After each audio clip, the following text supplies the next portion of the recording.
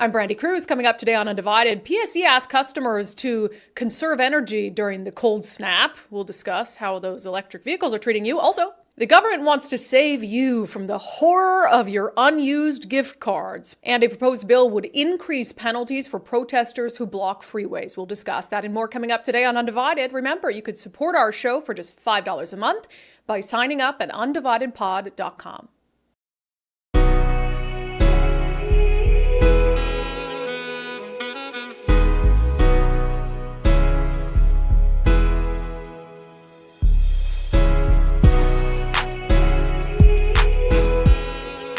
Hello and welcome to Undivided. I'm Brandi Kruse. Thank you for being here. Thank you for your commitment to giving common sense a comeback. And I will tell you, on this Martin Luther King Jr. Day, I am just so excited that we have lived up to his dream of having a country where people are judged by the content of their character and not the color of their skin.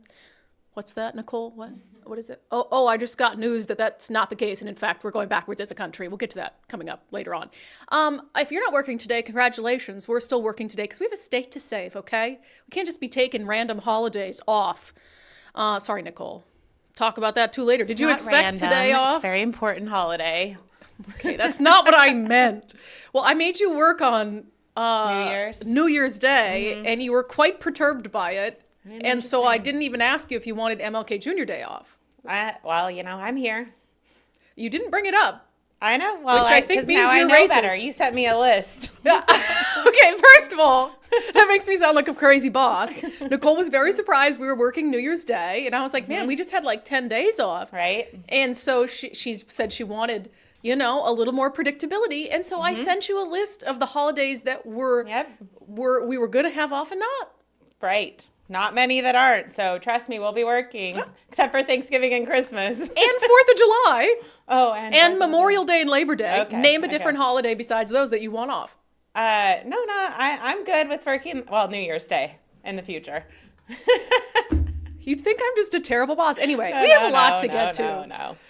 Are you working, people? I like the lack of traffic on these days. That's a big bonus. We were a little late because I have to have my latte before the show. Priorities, man. And I go down to the coffee shop and it's packed. And I'm like, what's happening? And Nicole's like, it's a holiday. No one else is working. And I'm like, and everybody's bored and goes to the coffee shop. Yeah. Okay. We have some interesting stories to get to about what's happening in the legislative session, but I just thought I would start with what has the internet all abuzz in Washington State, and that is the request from Puget Sound Energy over the weekend. So if you're a PSE customer, you probably got not one, but two at least emails asking you during the freezing cold this weekend to go ahead and turn your heat down, to which I was like, no. But PSE sent out multiple emails. So they had initially sent one out Saturday, and then they followed up with this one on Sunday. It said, thank you for helping to conserve energy Saturday night. Every little bit makes a difference in reducing demand on the system. While temperatures are expected to moderate today, the cold weather throughout the Pacific Northwest continues to strain energy resources.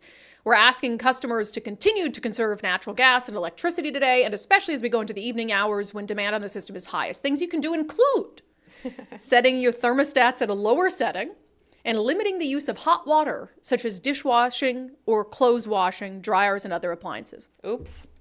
You know what I noticed was not on the list for helping to conserve energy? Unplugging your electric vehicles. Definitely not on the list that PSE put out. I can't imagine them ever being willing to do that. But 3-day weekend, I'm sure there are a lot of people who weren't going to take their electric vehicles out in the chilly weather who probably could have unplugged them. And look, I get it. I don't want the system to be so overburdened that then it snaps and then we're all freezing to death in our homes. I get it. But I'm not someone who just, for the fun of it, overuses energy. Like, I'm going to put my thermostat where I need it to be comfortable in my home. I'm not in there just cooking because I can. I'm not setting it at 80 degrees because I can and I just want to put the screws to PSE. But I also just think this is interesting. As a lot of people online were pointing out that, you have the state that wants to move people to electric vehicles and all this and make gas really expensive as a punishment for using gas-powered vehicles. And we have a system that, Washington State has a very temperate climate. So we don't typically speaking, have a lot of fluctuations. I mean, I grew up in Minnesota. That is a place that's hot, hot, hot during the summer, cold, cold, cold during the winter. We don't have that. We have a couple cold snaps a year. We know this. This is typical. I've lived here for 15 years. And you get a couple really cold weeks during the year. And I guess I'm surprised that we can't plan for that, given the fact that so much of the year we don't need air conditioning. We don't need heat. I mean, my first couple apartments in Seattle, I didn't even have air conditioning. That's how temperate it is here. And so just a single cold snap puts so much strain on the system. But at the same time, you want people to move to electric vehicles, and you can't. I mean, this is the expectation, and then people are just going to be stranded. So I thought it was just a little, people were poking fun at PSE for sure, but I think more so poking fun at this move toward things that are not going to be as reliable. You know what I can use if PSE has some sort of major issue? I can use my gas-powered vehicle. You know what I won't be able to use? My plug-in Tesla. Right. So, did you see the people that have opted into the thermostat control thing got their thermostats controlled? Shocking. Who would ever? I would never allow any outside force at all to control the thermostat in my home. No. I have enough trouble trying to convince my husband not to let us freeze to death at night. I mean, when we first started dating, I'd be in bed, I'd be like, oh, I was just so cold. And I've slowly, throughout our relationship and into marriage, got him to I think 67 is sort of about where he'll let it go. But anyway, I asked you guys in our daily subscriber show poll if you complied with PSE's request to reduce energy over the weekend. Most of you said no, which is not a surprise because you are nothing if not independent-minded and don't like being told what to do. But I would also imagine a lot of you are like me, which is I'm only doing what I absolutely need to do. It's not like I'm going to turn up my heat just to stick it to PSE. Harold Burns says, I understand the ask, but they should be concentrating on building out their infrastructure for reliable delivery, not focusing on episodic delivery methods. More hydro, more nuclear is the solution. Jack Hartsock says, we must ensure all the laptop class have fully charged EVs. Yeah. Jacob says, not only did I ignore it, okay, I just said we weren't these people, guys. Not only did I ignore it, but I also turned on my gas fireplace that I rarely use and even ran the self-cleaning oven this weekend. Jacob, what a troll. I love it. Jackie says, we didn't, but we don't normally do those chores in the evening hours and heat with wood and propane, so pretty sure we will receive a kudos from PSE anyway. Yeah, most of you are saying you didn't. I mean, if you could, it's not the end of the world. Like if I was going to do laundry at night, I do laundry in the evening. Usually I'm letting it run overnight. Not the end of the world. But at the same time, you have to understand how ridiculous this sounds when you have the government at every single step trying to push us toward things that are not as reliable as what we're using now, like electric vehicles. Okay, moving on from that. But I hope you all survived. It was freaking cold, I will say. Oh, so cold. And it's cold in here. I feel bad because I left over the weekend and totally left the heat off. And then Nicole's the first one in, so she gets to be hit with the freezing cold when we get in. Yep. And then I come in and she has the heat on.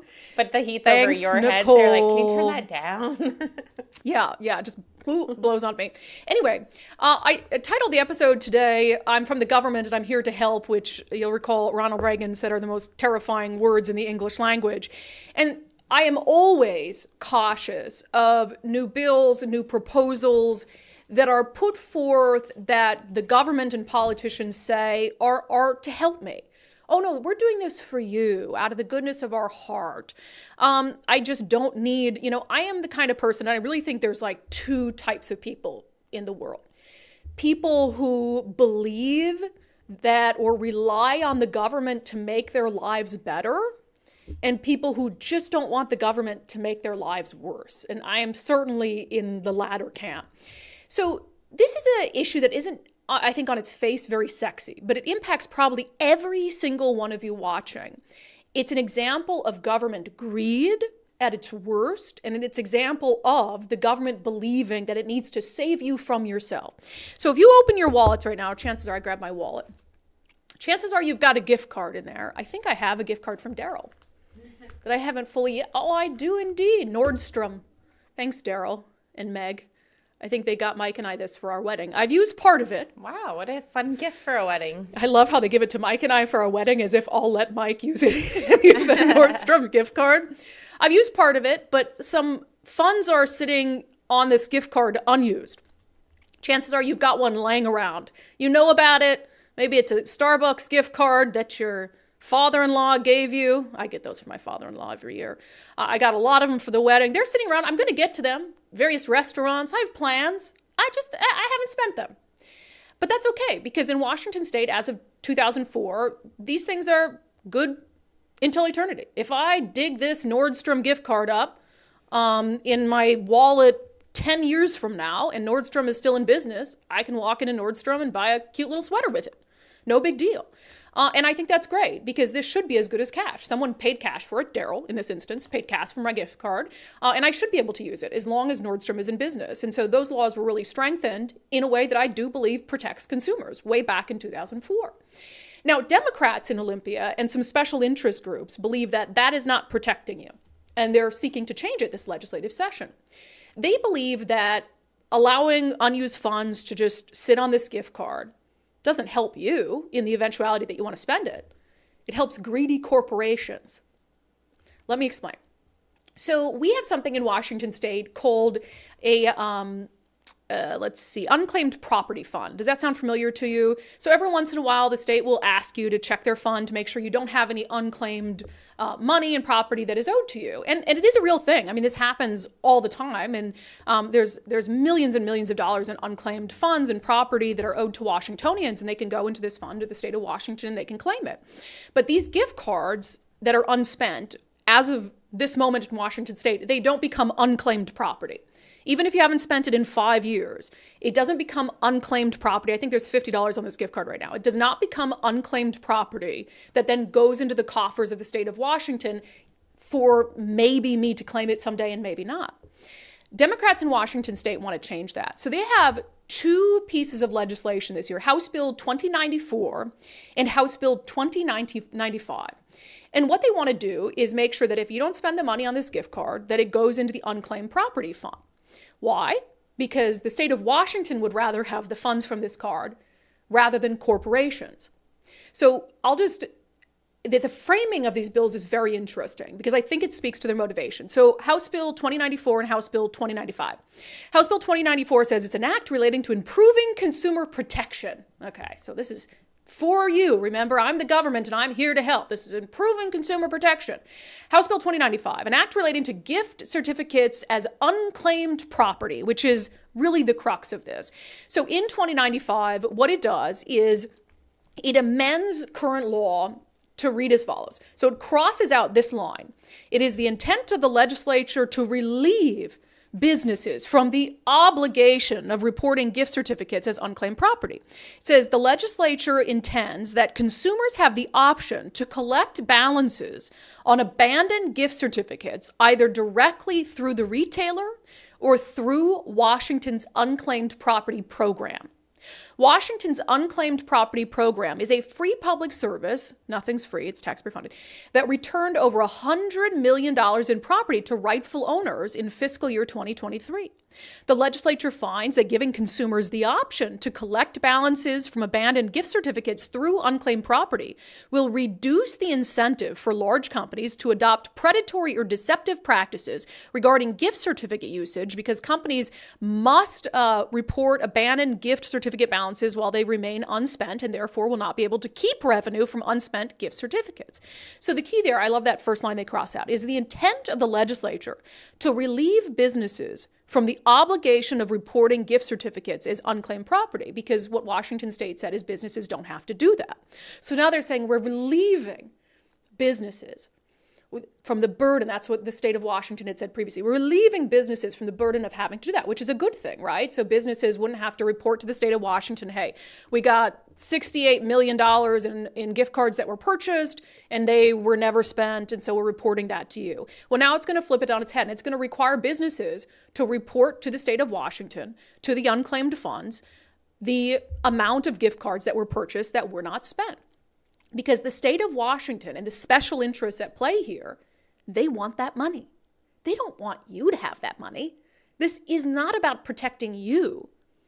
It's about the state of Washington having that money so Democrats and their special interests can spend it on what they want rather than corporations having that money and spending that money.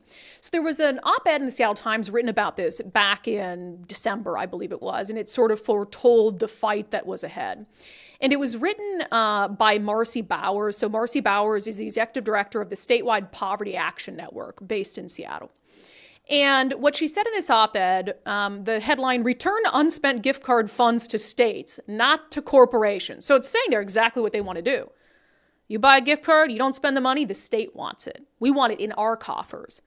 We don't want these corporations who are selling the gift cards to begin with to basically have free money. How dare they? It says the Washington gift card accountability measures will benefit the public by directing funds that remain unrecovered into vital public services like education, healthcare, and housing, needs that are especially pressing in our underserved communities. Okay. So they're not hiding what they want to do, right? One of the things that I think is really misleading when they push this program is if I don't spend this for 5 years, chances are pretty high I'm not going to spend it. I think that's fair, right? I mean, under the law right now, I could find it at any time and I could go spend it. And under the law they're proposing, even if I do find this in 10 years and it went to the state fund and they spent it on schools, I could still go to the state and say, hey, I found this gift card. And then the state would have to reimburse the business, et cetera. But what Democrats are painting this as is an effort to make it easier for you to get your unclaimed funds. So essentially what they're saying is, hey, instead of you just leaving this in your drawer and then one day you find it and you go to try to get the money from it, why don't we just take the money from the corporations? Why don't they just hand the unspent funds over to us and then you can come to us to get your money? Which means that you've got to put your information into some government database and prove that this gift card, in fact, is yours and this money is owed to you. And then the state of Washington will cut you a check for what under law right now would already be yours, because this would be as good as money if the corporation is still in business. So if you look into the powers that be here, I think it tells us a lot about the motivations. So this is being pushed, what they're saying are protecting the consumers, the Washington gift card accountability measures, are being pushed by something called the Washington Consumer Protection Coalition. So here's their website, and this is what they say about themselves. Washington Consumer Protection Coalition is a coalition of everyday Washingtonians advocating for consumer protection in the Evergreen State. Well, it sounds very nice. Everyday Washingtonians just advocating for consumer protections in the Evergreen State. That is so nice. Except when you look at their biggest donor, it's SEIU. Their biggest donor is the Service Employees International Union 775. Gosh, no nefarious intention there. Let's look at some of the other people that make up the Washington Consumer Protection Coalition. The Washington Low Income Housing Alliance, the Washington Education Association, the Statewide Poverty Action Network, the Washington State Labor Council. Now, why would all these union worker groups be supportive of something that just is about gift cards and unspent balances? It's because they know that this will bring in a ton of money, hundreds of millions of dollars in a state that doesn't need any more money. Hundreds of millions of dollars that Democrats will then turn around and spend on pet programs that will help benefit financially SEIU, the Washington Education Association. This isn't about consumer protection. This isn't about making sure that you can, 10 years from now, spend the money that's left on your gift cards. This is about saying, if you don't spend it, we want it as the government. If you don't spend it, we're entitled to it as the government. Not the companies that you bought those or that your friends bought those gift cards from. We can't have big evil corporations that are going to keep that money. You know, there was this interesting statistic, and I think that it speaks to why they're doing this now. In the last 5 years, Starbucks has claimed $894 million in customers' unspent gift cards as revenue. $894 million. Now, Starbucks is based in Washington state. So if these bills go through, it doesn't matter where a Starbucks gift card was bought. It could have been purchased in Tokyo or in Texas. Starbucks is based in Washington state. So where would that $894 million go if these laws are passed? They would go to the state of Washington. They would go to Democrats in Olympia who already have more money than they would know what to do with. And ultimately, they would flow down and trickle out to the special interest groups that keep Democrats in office. Union, labor, the most powerful union in the state of Washington, the Washington Education Association. All of that money from these little gift cards that do not belong to the state of Washington. They belong to you. It doesn't matter how long it takes you to spend it. In fact, it doesn't matter if you ever spend it. It's assuming that we need to be saved from these unused gift cards. That we don't know that if we don't spend them, then it's as good as giving Starbucks $5. You know that. I know that if I don't spend this, it's like Daryl just gave his money over to Nordstrom's. I know that. I'm going to spend the thing. I haven't spent it yet, but I will. Again, I'm the government and I'm with the government and I'm here to help. Brandi, you're not going to spend that $50 that's left on that gift card? Hand it on over to us. We'll spend it for you. We'll spend it on things that are in the interest of the public good. And there'll be programs that benefit our friends at SEIU and our friends at the Washington Education Association. And they're pitching all of this under the umbrella of a big greedy company like Starbucks doesn't need $800 million in excess revenue. Well, guess what? Starbucks sold the gift card. Someone bought it for someone else likely. And if that person didn't use it, then it's their own fault.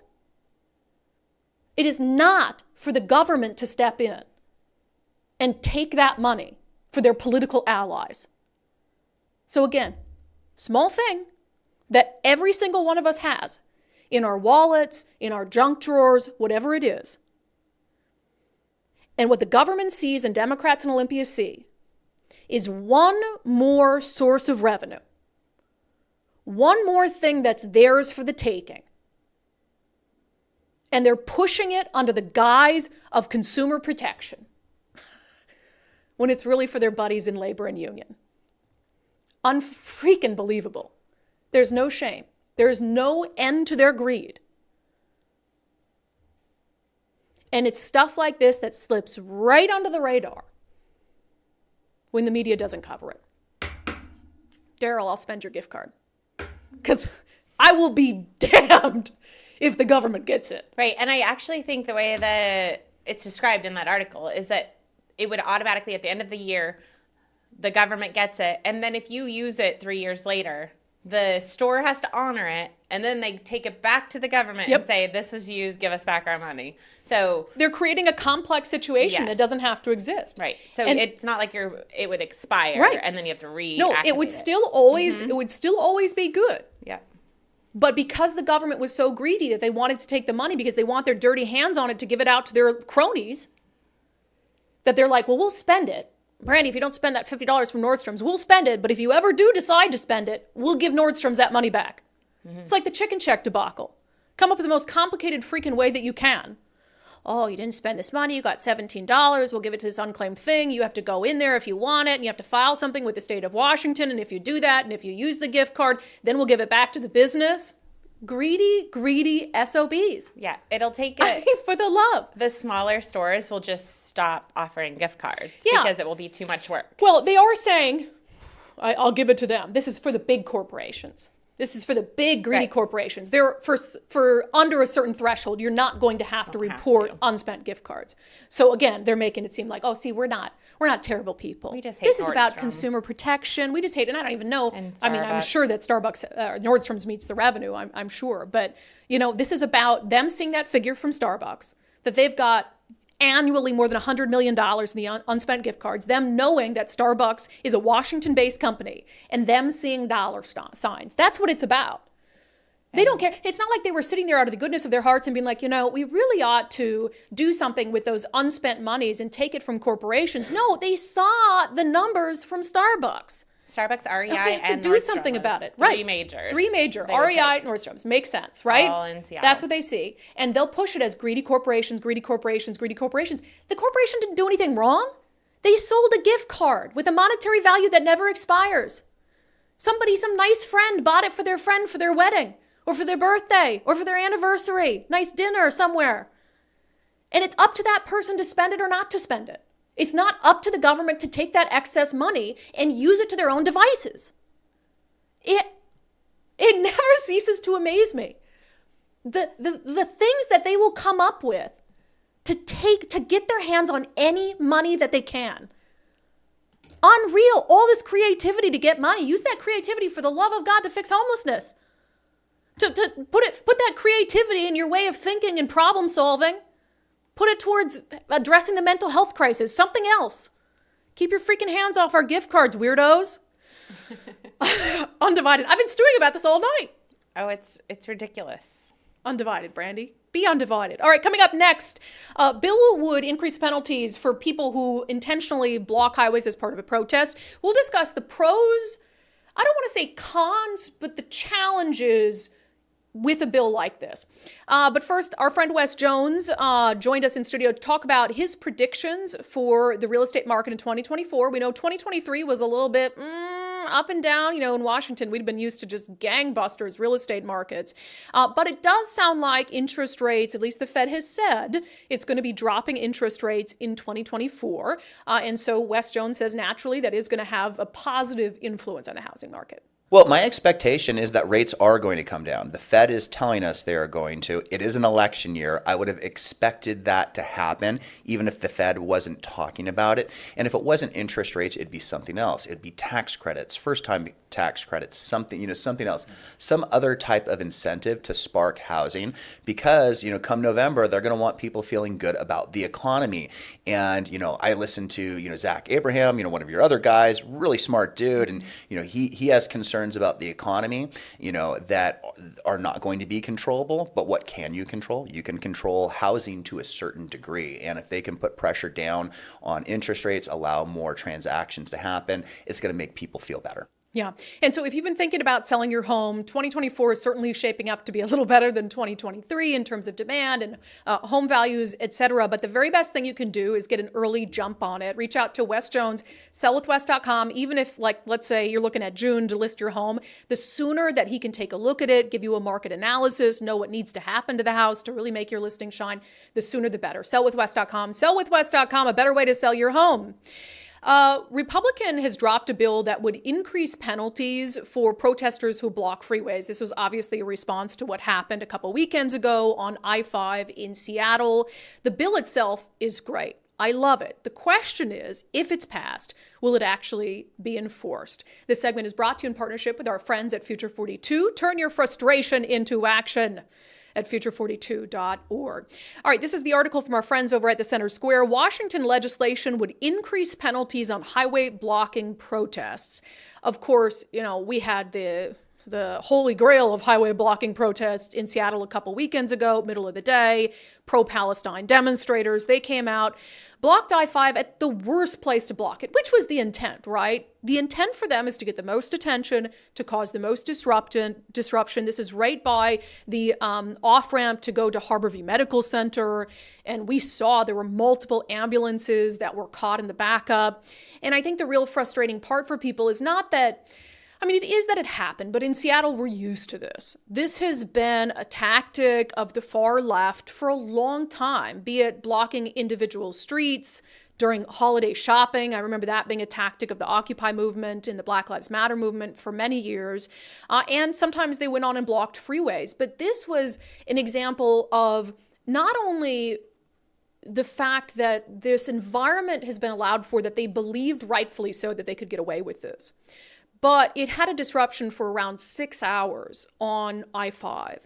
And then these protesters were allowed to walk away without any consequences.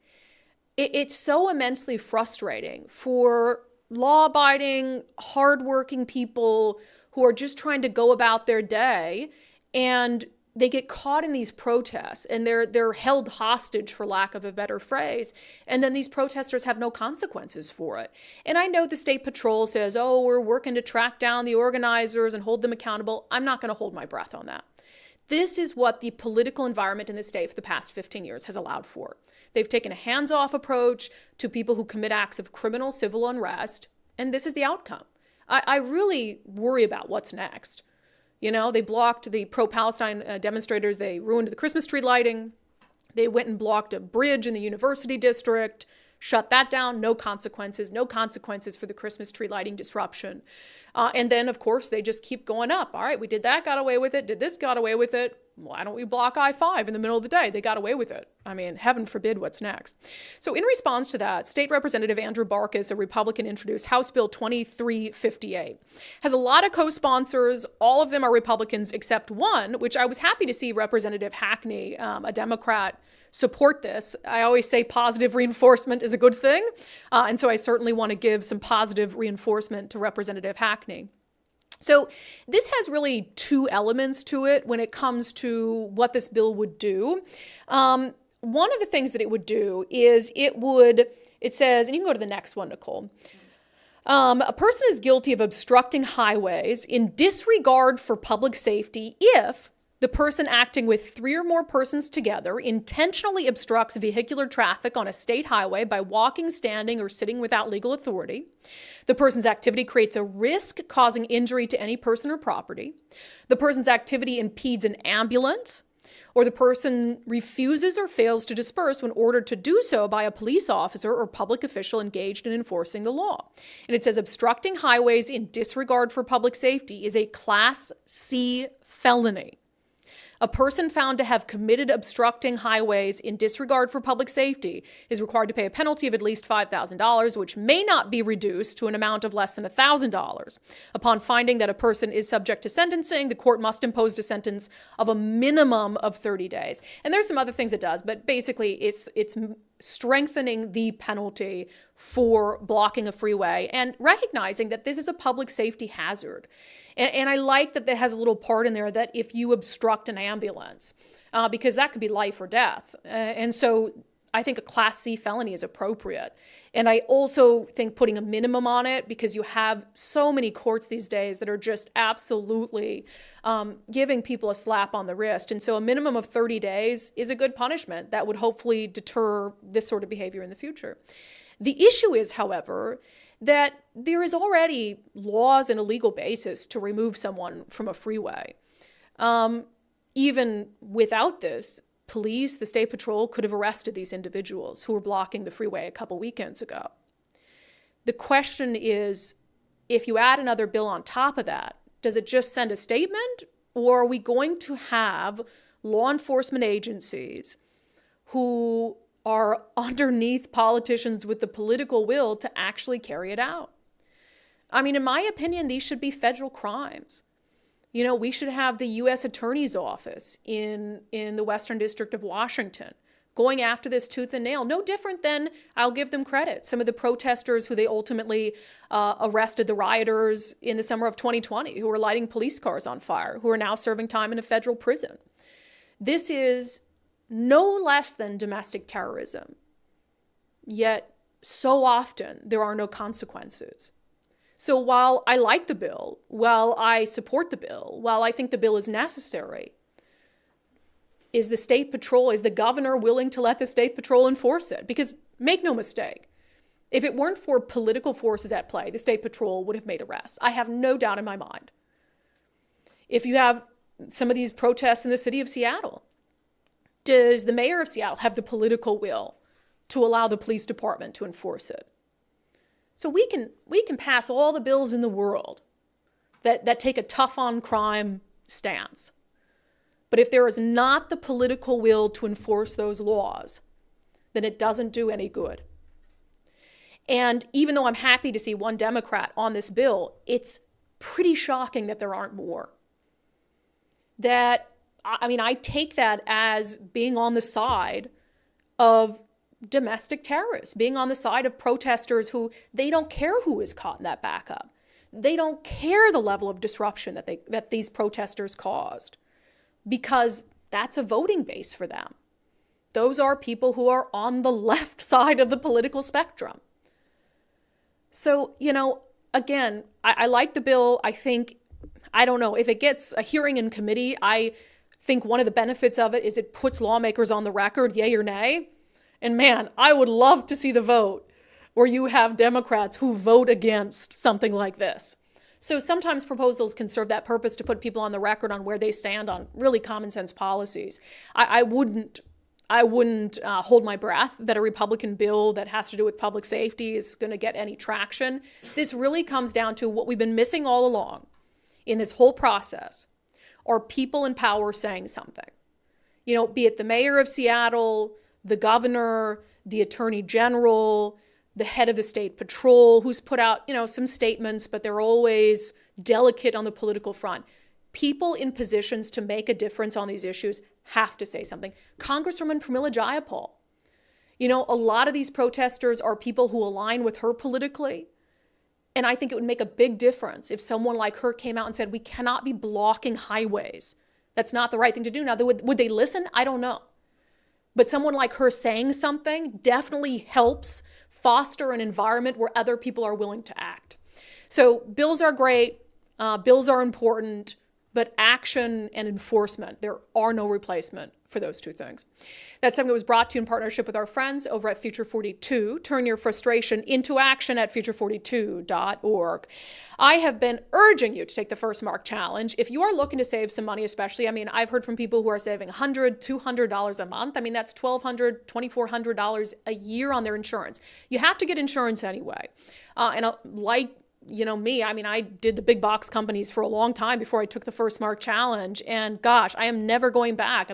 Having to navigate complex claims processes all on your own, getting the phone trees and all of that. First Mark Insurance is a local company. They've been doing this for a really long time. They offer an exceptional service and you never pay them anything. So that's sort of the bottom line. The First Mark Challenge, what you'll do is schedule some time virtually, talk about your current insurance, discuss your insurance needs. Maybe you need better insurance. Maybe you need to save a little money. And then they'll go out and they'll shop the market for you. Dave Taylor says there's really never been a time, he's the CEO of First Mark, to have an insurance broker on your side because claims are way up. If you've been the victim of a crime, you know that. And if you file a claim when maybe you should just step back for a moment and consider whether it's the best thing, insurance companies might drop you like that.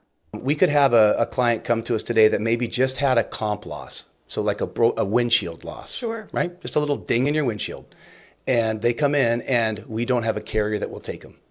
For a ding in their windshield. Right, for a ding in the windshield, right? And this is changing, right? So we have some carriers that are starting to loosen up already, but I'm just saying there's never been a better time to be a broker because you need multiple carriers to find solutions for your clients these days. You can't just have one carrier because they might not want your client. Yeah, so take some time to do the First Mark Challenge. It doesn't cost you anything, and there's no obligation. In fact, I've heard from a few people who they did the First Mark Challenge. First Mark came back to them and said, the insurance you have is really good right now. I'd stick with it. So there's no downside. You're never going to pay First Mark a dime. FirstMarkInsurance.com, FirstMarkInsurance.com. The very best part is they work for you, not the insurance companies. All right, Attorney General Bob Ferguson, who is, of course, running for governor, wants you to believe that he is just the epitome of a transparent government official. Let's talk about it in our segment, Unbelievable. Ooh,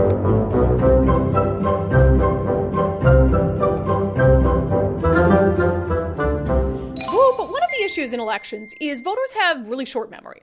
We've discussed this. Not all voters are like us, right? Not all voters take time out of their day every day to watch a show about politics and get informed on what's happening. And so you can have political candidates who say they stand for one thing when the entire history of their actions say they stand for something completely different. But if they just lie about it, a lot of voters aren't going to check into their lie. A lot of voters aren't going to call them on that. And that's disappointing. There's really nothing you can do about it for voters who aren't sort of keeping up to date and aren't informed on what's going on. All you can do is host a podcast and try to get as many people to watch and listen to it as possible so they know the truth. So anyway, Bob Ferguson on his campaign Twitter account said government transparency is, let me try to get through this without laughing. Hold on, deep breaths. Government transparency is paramount to a strong democracy. That's why, as governor, I will never assert the executive privilege exemption to withhold public records. Now, that's good. If I just take that statement on its face, love it. We've been talking about the issue of legislative privilege for a long time with lawmakers. Oh, they get a request for documents and they're like, we're going to exert legislative privilege and not hand these documents over. I've given Governor Inslee credit because he said that even though they believe that that is legal, that he is not going to use executive privilege to withhold documents from the public. And so far, to the best of our knowledge, he hasn't.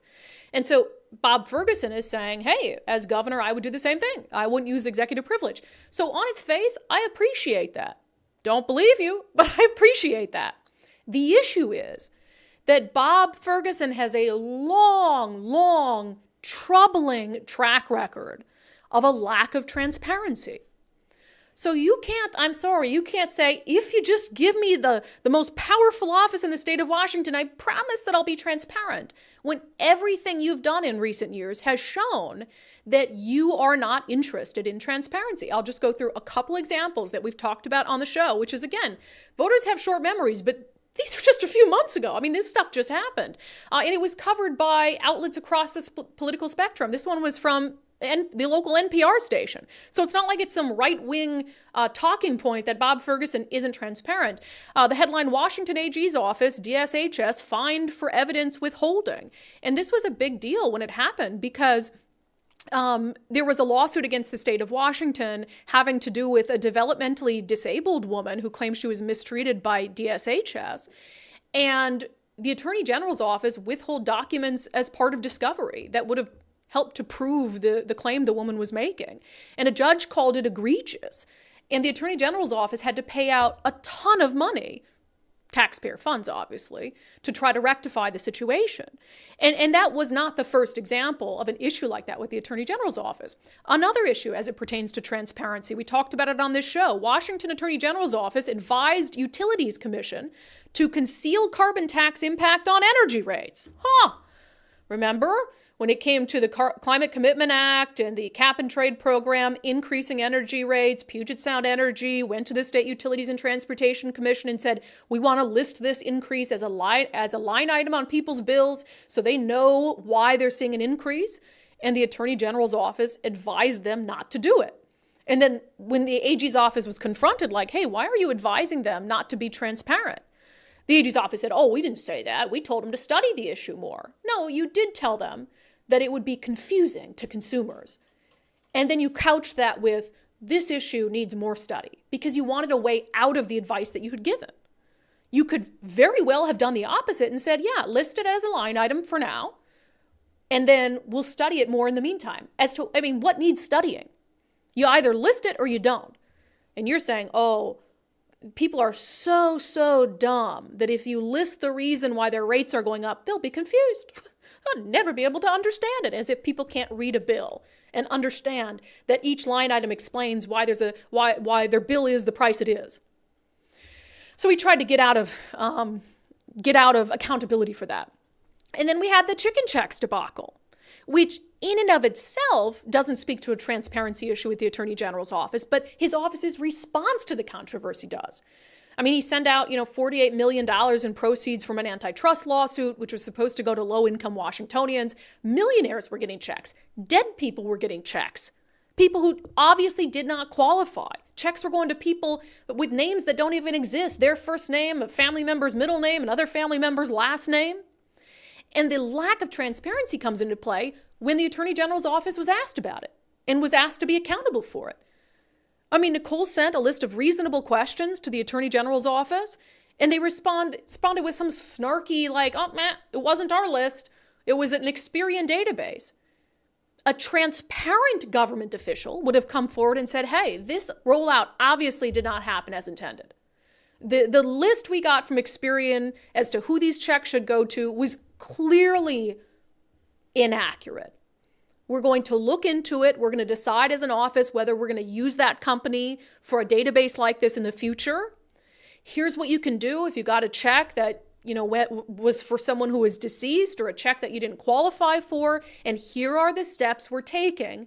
Here's the transparency to make sure this doesn't happen again. They didn't do that. They got defensive. They blamed Experian, as opposed to looking internally at their decision to use Experian in the first place and to send checks to people who weren't even part of this particular settlement.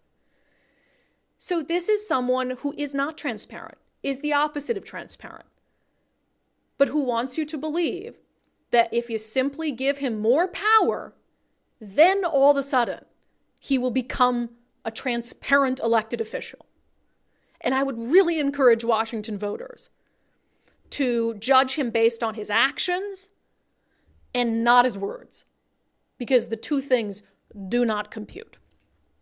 All right, coming up next, we'll dip outside of Washington State. It is time for the Iowa caucuses, which I'm already over 2024, but we'll talk about it briefly. Also, there are some local people who flew out there to help Ron DeSantis, which I thought was really interesting. Flew out there on their own dime to go knock on doors for Ron DeSantis. So we'll talk about that. But first, I have had a lot of success on the Eastside Weight Loss Clinic program. If you're looking to lose weight, just get more energy or more motivation in 2024, man, I'm 37 pounds down on the Eastside Weight Loss Clinic program, and it has just inspired me to do all sorts of things. I mean, I'm going to workout classes now that I think when you're like feeling like you're out of shape, even though that's the time when you really need to go to a workout class, you just don't have the motivation to do it. And now I do, and I'm doing yoga. I did an awesome yoga class last night. It was so relaxing. So it's not just about physically how you look. It's also about how you feel. I had put on a lot of weight during the pandemic. Eastside Weight Loss Clinic helped me lose excess weight quickly. I lost almost 30 pounds in 2 months. And then they help you come up with a plan to keep it off for life without feeling like you're on a lifelong diet. No prepackaged meals, no counting calories. Schedule a free 15-minute consultation with Dr. Ryan Coogan and his team at eastsideweightlossclinic.com. eastsideweightlossclinic.com. Ask all the questions you have before you fully commit, because not every weight loss program is right for every person. All right, dipping outside of Washington State, the Iowa caucuses are here. The presidential process is so interesting as it is. I think it starts way too early. That's just me. But I always found Iowa interesting. It's just fascinating, how much time presidential candidates spend in Iowa, and having spent a lot of my life commuting between Minnesota and Nebraska for college. I've been to Iowa many times. I've driven through Iowa many times, and I just love that little old Iowa is the center of everything when it comes to the presidential election and sort of deciding the momentum that candidates have. So first, let's just get to the latest Iowa poll, because it seems like there is a foregone conclusion here on the Republican side. Not that polls are everything, but when they're this decisive, it's hard to believe that it's going to go much different. This poll, and Nicole, who is this one from? Oh, it is NBC News Des Moines Register poll. Which one of the following Republicans would be your first choice for president? Among likely Republican caucus goers in Iowa, 48% say Donald Trump, which is down just a little bit from December, but still obviously a very commanding lead. 20% say Nikki Haley. She's seen that rise in Iowa since December. And 16% say Ron DeSantis, and he's seen that drop since December, which is kind of consistent, I think, with what we're seeing nationally around momentum for Nikki Haley and Ron DeSantis having a little less. And then Ramaswamy, Hutchison, Binkley. Who's Binkley? I don't even know who that is. I'm embarrassed to admit. I don't even know who that is. Ramaswamy with just 8%.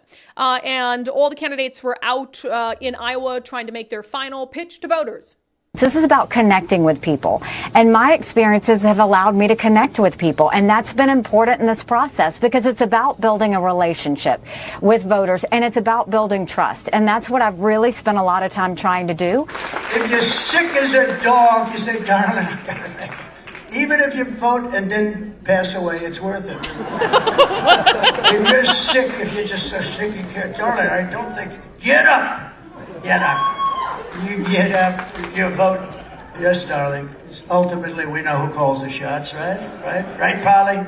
But I'd rather have people count us out. I'd rather have people lower expectations for us. I tend to perform better like that. I think our voters that we've lined up, and we have tens of thousands that have committed to caucus for us. I've got thousands of people that have come in just to volunteer in Iowa, people that are just paying their own plane ticket from Washington State and Texas so that they can trudge through snow in the middle of a blizzard and knock on doors and ask Iowans to support me in the caucus. Yeah, it was actually interesting about that, because I saw that interview. I'm like, oh, wow. And I follow a woman on Twitter who is one of those Washingtonians he was referring to, and she's been tweeting out from Iowa, spent her own money to go out there, knock on doors for Ron DeSantis. She messaged me this morning, so I checked in with her. She said, I represented WAS so hard. So she's a big Ron DeSantis fan, of course. So we'll see what happens in Iowa. I don't think that we're going to have any surprises. Gosh, I mean, I like Nikki Haley for the reason that I think she would be very, very good for down ballot Republicans in Washington state. And I care far more about local elections and statewide elections here and their impact on us than I do about the presidency. I mean, I care about the presidency. I understand that, we're in a weird situation in our country that needs to be rectified. But I think that sometimes people put so much personal weight on the presidency and the impact on their lives that they kind of forget about what's happening locally. And that's not very good either. So as much as I like Nikki Haley, I just don't see, unless there's some major, major thing that happens, Donald Trump not getting the Republican nomination, which I'm disappointed by, but we'll see what happens. He is funny. I mean, I do miss him. That's kind of like, he's an old man. You've got like the old man ramblings of Biden, which are incoherent. And then you've got Trump's like old man ramblings, which are kind of funny and a little charming. I hate to admit it's entertaining. I know. A little charming. Okay, so we'll get back to Iowa. We'll talk more about that tomorrow. Gender dysphoria cases are absolutely skyrocketing across the country. This map is fascinating to me because what the heck is happening in South Dakota?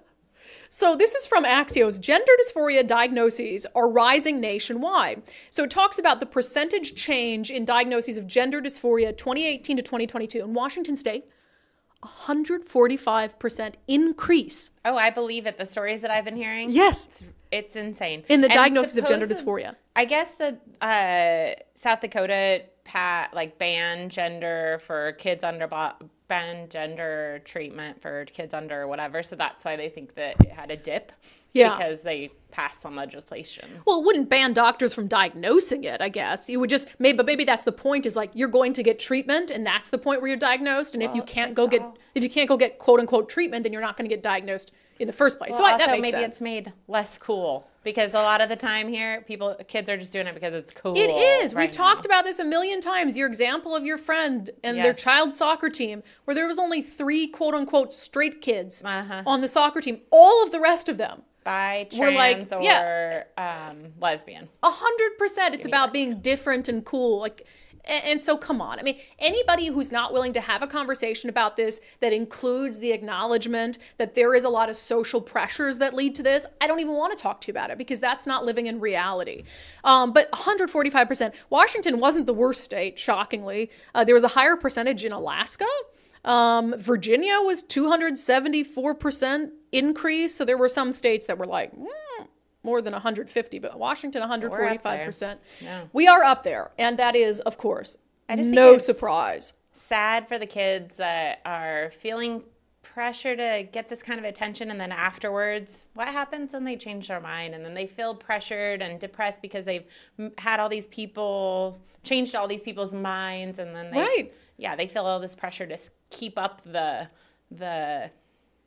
I don't want to say act, but charade. To me it's this weird thing that you're going through as a kid where you don't know, and maybe you will later, but you shouldn't be doing that as a kid. Well, right. And we do know. I mean, it's not a million phases as a kid. It's not wrong to say that because there are many examples of people who even took, had life-changing surgeries who later regretted it. And that's true. And their voices get absolutely shut out and they get vilified by the corporate media. But there are examples out there and they talk on social media. I mean, there's this one woman, Chloe, who is on Twitter and she's just vilified as right-wing because she spoke out about the regret she has. And it's like, no, that's what does the left call it? That's a lived experience. Right. Why does her lived experience of actually having gone through it and regret it, why does that matter any more or less than someone who did it and doesn't regret it? Right. I mean, you have to be willing to have a realistic conversation about the pros and the cons and different stories and impacts. But anyway, yeah, a lot of this is social pressure. I don't even, again, if you deny that, I can't have a conversation with you about it because I think it's very, very clear that that's happening.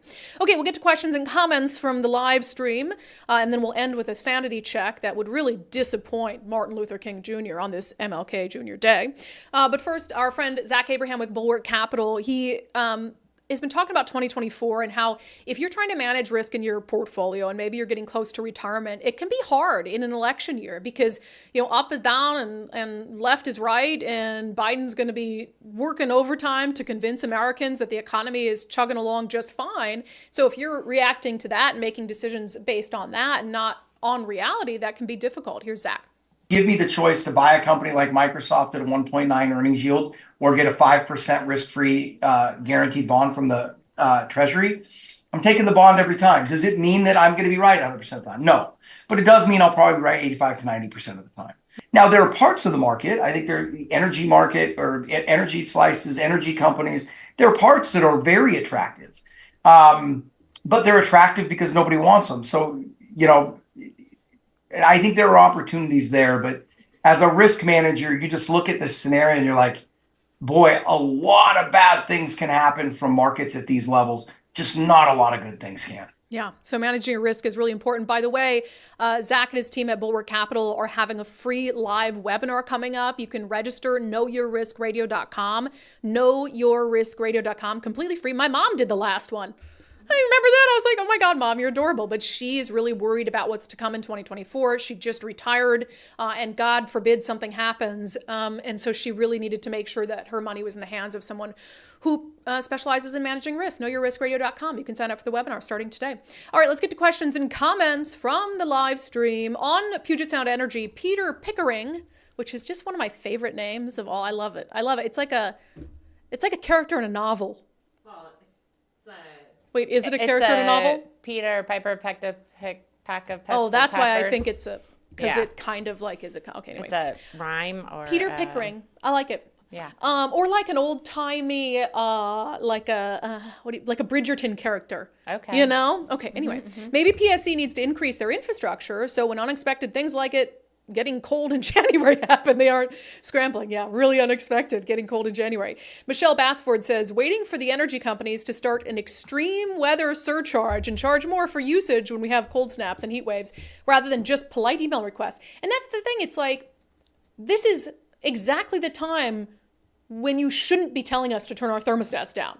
Like, of all the days in the year, this is the most, like, this is when we need to be turning them up, and you're telling us to turn it down. That's wild. Brian, I can't pronounce your last name, Brian Diefenbach?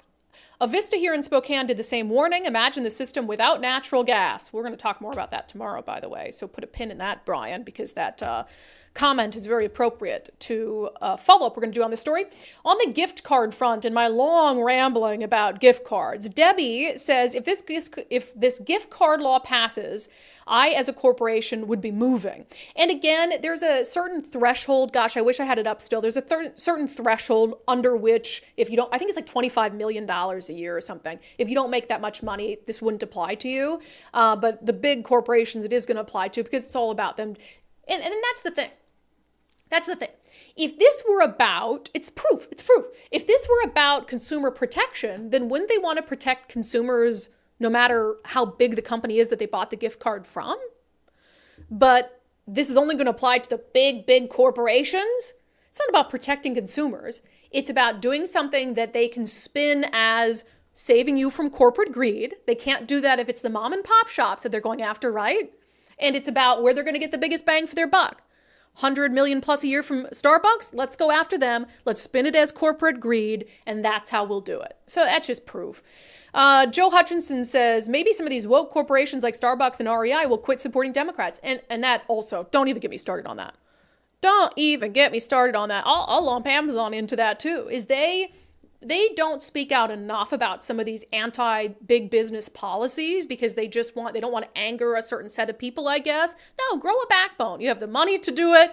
And the ultra woke people, they're not spending money anyway. They're really not. I mean, REI is expensive. You think all those woke far leftists who are blocking the interstate are shopping at REI? Maybe. I don't know. I just think that these big businesses overestimate the financial implications of speaking out against what a fringe group of, be it politicians or activists, are doing. It's a small portion. And if you've got people who are willing to just tell them, no, a lot of this stuff wouldn't happen. It's a big number. So if they left, that would be extremely impactful. And I wouldn't blame them. And it's like Boeing, how they're slowly moving out of the state. And Amazon. They're moving to Bellevue, but right, they moved out of the city because of those policies. Yeah. But yeah, if you start to have these big corporations move out of the state, we're in big trouble. Let's see. Jeff Lighter says, my money, my choice. Government has no right. Time to fight. Let's roll. I agree. Man, Mike and I have got a lot of gift cards from the wedding.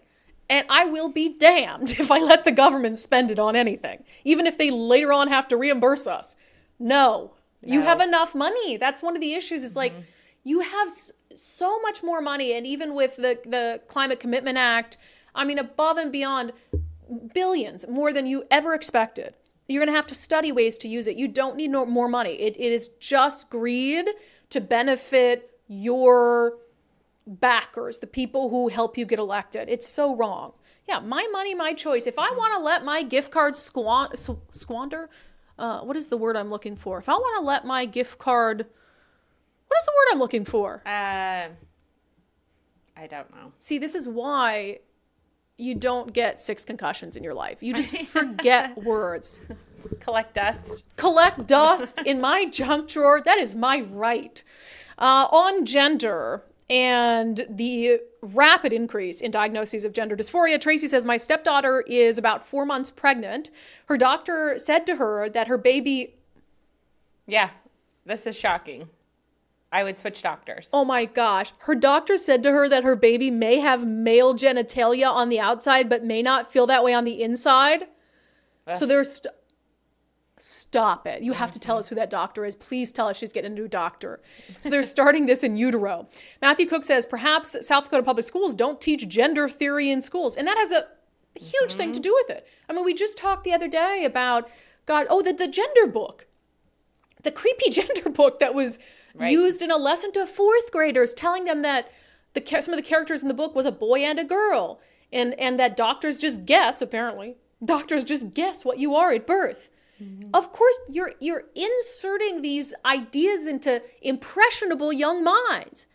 And then they're going to go home and be like, I'm a boy and a girl. Unless your parent... That's when you make spanking great again. I'm sorry. Wow, I didn't see that one coming. Okay. It's not the child's fault. I should take that back. Don't spank your child for that.